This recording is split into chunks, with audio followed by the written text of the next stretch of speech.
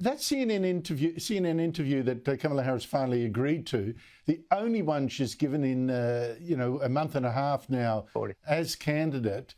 What did you make of it? I mean, it was embarrassing, to be honest with you. I think it was 50-50. I was embarrassed for CNN, who likes to talk about themselves as a legitimate news organization.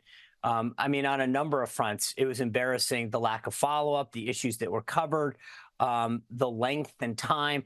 And let's be clear, this was, I'll speak in language the left likes to talk about, their pronouns. This was supposed to be her interview, and it ended up being their interview. It was kind of pathetic that she couldn't handle a one-on-one. It looked like a mix between a parent-teacher-student conference that you have for a child and then a deposition. But she kept going back to, my values haven't changed. Well, then what did change? But on every question that she was asked, it was so staged, phony, and inauthentic. I think that the funny part about that, Andrew, is, number one, you realize why they don't do them often. Number two, I don't think you'll see another one again, at least not before the September 10th debate. And number three is, it just continued to reveal how inauthentic she is. I think she did more damage than good by this interview. There were so many voters that I talked to that said, I was on the fence to vote for her. I don't like Trump. I just can't vote for her now. She really did some damage with that interview.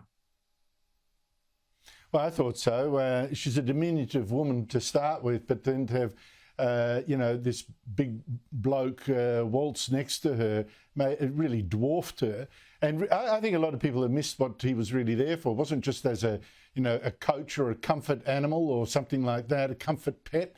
It was so that some questions would be directed to him to just soak up the time to minimise how many opportunities she'd have to stuff up.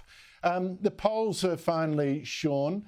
The media keep promoting ones. I mean, the Drudge Report has turned into a fully fledged Vote Kamala operation. It's a shadow of itself. But the media keeps promoting polls showing Harris leading Trump everywhere. But I actually see respectable polls showing she's behind in many of the states she actually needs to win. How do you see it?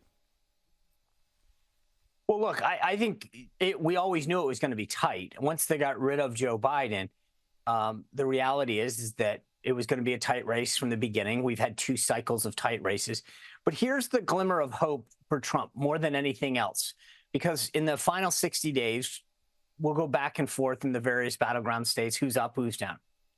Whether it's immigration, the economy, inflation, on every one of those key issues that the American people say are top of mind with respect to how they're going to make up their mind to vote, Donald Trump is up somewhere close to double digits. I had a chance to talk to President Trump Friday night. We talked a little about policy, but he gets this. And I think the more that we see it down the stretch, I would expect to see more focus on those key issues because he wins on every single one of them. Sean Spicer, I don't want to pry too much in what's obviously a private conversation with the president, but how did this conversation come about? Can you tell us that? And perhaps your side of it, what you told him and whether he got it.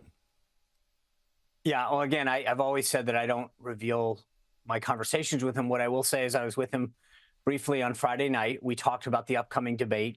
And I will tell you this. Number one, he always rises to the occasion. He knows what's at stake. We discussed that. He tactically knows what he has to do, and I'll leave it at that. And he knows tactically what she's going to try to do. So I feel very confident in him going into this debate, knowing what he needs to do, knowing what he expects her to do and how to avoid those traps. So I actually do expect a strong debate performance from him on September 10th. I tell you what, Sean, I bet you told him what she will do is look for the opportunity to say to you, I'm speaking, please. Which she did to my... You and I, Andrew, I think, I will tell you this right now. I think we think very alike. How's that? Good on you, Sean. Sean Spicer, great to see you again.